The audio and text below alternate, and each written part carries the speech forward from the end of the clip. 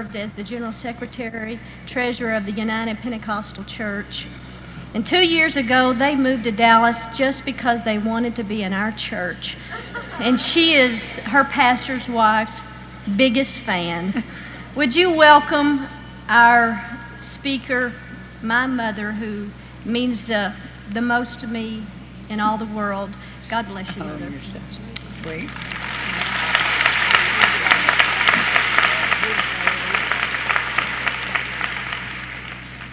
That was quite a change of introductions. I introduced her one time, a few years back, in one of the first conferences that Sister Kilgore had.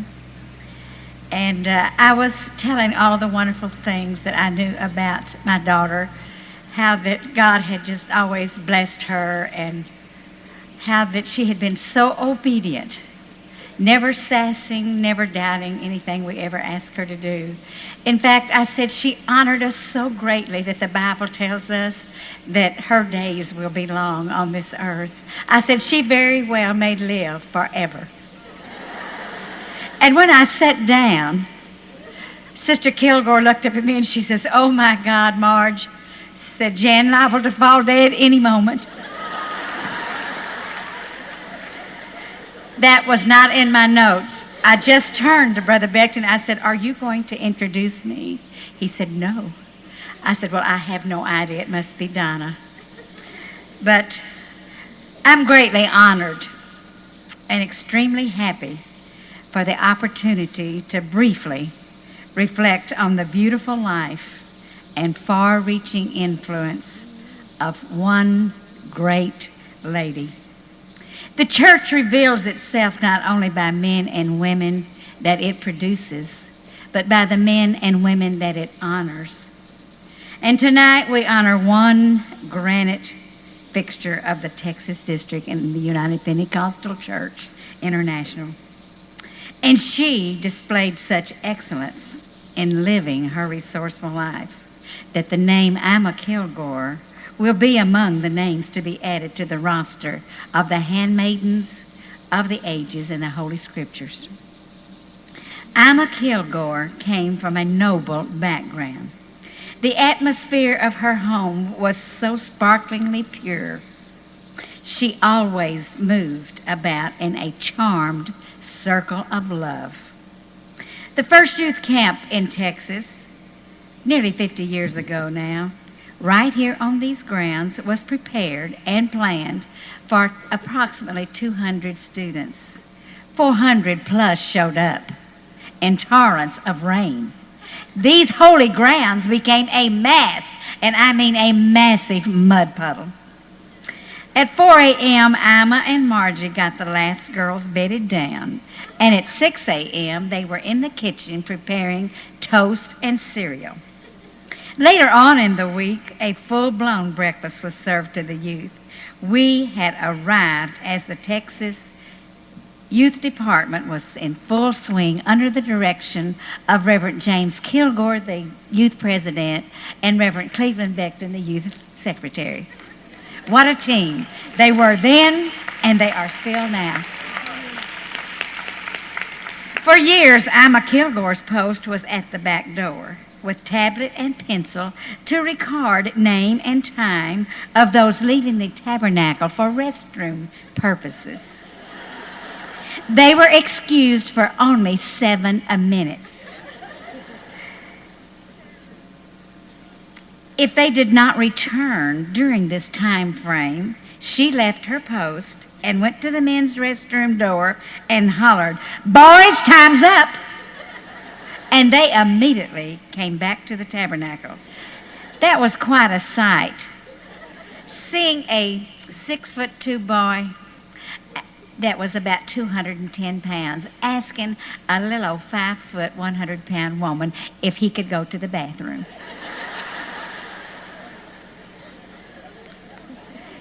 That was our Alma's, though. She would do anything that she was called on to do. Men alone have never won a war. Women have helped. Alma Kilgore's work has been invaluable. Righteous, blameless, and feminine, gracious, and unconditional love. She was influenced in helping her husband make right decision. She had power at the court. She had a Sakura of Minnie and myself also.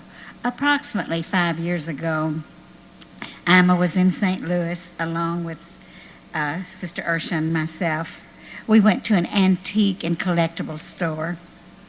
And among so many beautiful artifacts, she looked at me and said, "Marge, I want to buy you something to remember me by." And I teasingly said, "Oh, Alma, that won't be necessary. I've got 100 years of memory stored away in my memory bank about you." And she just ignored what I said completely, and upon her insistence, she bought a gorgeous, expensive ginger jar that is strategically placed in my home, and the molding overhang, and it's visible from any place that you sit or stand in my living room, in my kitchen, in my breakfast room, and sun parlor. And it was placed there when we moved to Texas 2.5 years ago. You saw that ginger jar just recently, Brother Kilgore, in our home. I did not put it there because he was invited that day. It had been there, and it will always be there.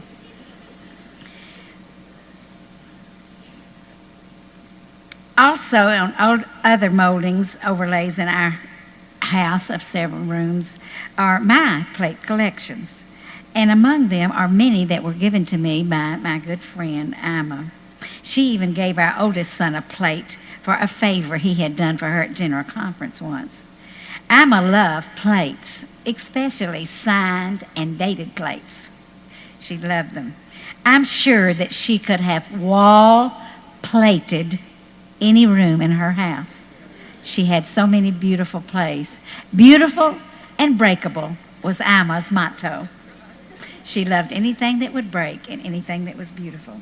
The last time that she visited in our home in St. Louis, there were about 40, 50 ladies of the executive and general board members' wives at my home.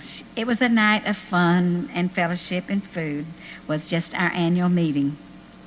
Well, Alma never cared much for board games unless it was with her grandchildren. And she talked about food, but I never did see her eat any. She just fellowshipped that night, going from room to room with a pad and pencil. And I caught up with her in one of the rooms, and I said, "Alma, what on earth are you doing, honey?" And she said, "Oh, Marge, I'm just writing down where you have placed some of your beautiful things. I like your arrangements, and I'm going to go right home and copy them." Later, I told my daughter, I'm sure that little pad went right straight to the wastebasket as soon as she got to her hotel room. But it made me feel good. It made me feel wonderful, and it gave Alma something to do that night. Knowing Alma, that pad and pencil that she was writing on, she might have written a few things about my little things, but I think what she was really writing down, she was writing down scriptures, she was drawing pictures, she was planning in her mind either this year's or the next year's women's conference. She was always doing just that. She was just not given to dawdling or wasting precious time on frivolous things. Her favorite thing to give away was books. Especially if they were $10 or $20 books that she could get on sale for $1 or $2. It didn't bother her that you had to buy 1,000 to get them at that price, because she knew she had 20 friends that would take 50 books off of her anytime and sell for her, and that way many were blessed. Not only was just her good deals blessed, but many was blessed. When preaching for the Kilgores in Paris nearly 50 years ago, after our noon meal and the Sunday dishes and the dishes were done, the Becktons and their boys would take naps. The Kilgore girls got their hair rolled, their little outfits laid out, and a great amount of time rolling and styling and combing their hair. They were beautiful, angelic little girls as they walked from the parsonage across the parking lot to the church, to go straight to Brother Kilgore's office to go to sleep. Now, if you were lucky, as friends, visitors, or saints, you would get a few seconds of what that afternoon's love touches had produced. That was it. Memories are great if they are good. The many years of good memories from past vacations with the entire families are small ones with the original three couples, the Kilgores and the Becktons and the Kershaws. Occasional meals to overseas conferences, to crowded rooms with friends after services at general conferences was never enough time to say it all to each other. We just finally concluded that 50% of something was better than 100% of nothing, and just let it go at that. Now, Ima Kilgore did not stop at beautifying her life, her home, or her church, but wanted more than anything in this world to beautify the Texas District Campground. Did she do it?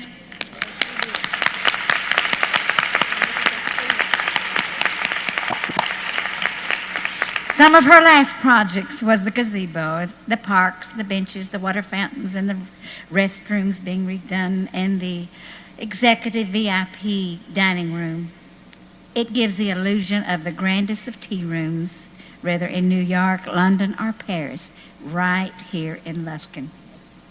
The very last project, the Bars Dorm, seemingly was destroyed before our very eyes as it burned. But I feel like somehow she knows of the building that's going on right now.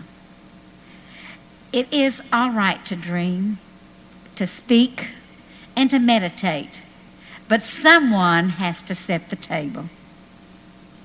Someone must do the work. Ima Kilgore gave of herself to the good work of pity and piety. She knew the farthest height of joy and the deepest veil of tears. In last year's conference, I told Ima that she was going to dehydrate if she didn't stop crying. Right over here. She said, "But Marge, I love all of these ladies. I love them so much." And then just went on crying as if I hadn't said a word.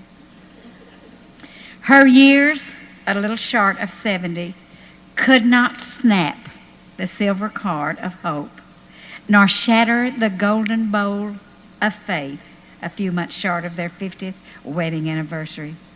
Tonight, Brother Kilgore and the Kilgore family, the Texas District, she made us mighty proud to be the First Lady of Texas. But I have to admit, she was too much for us.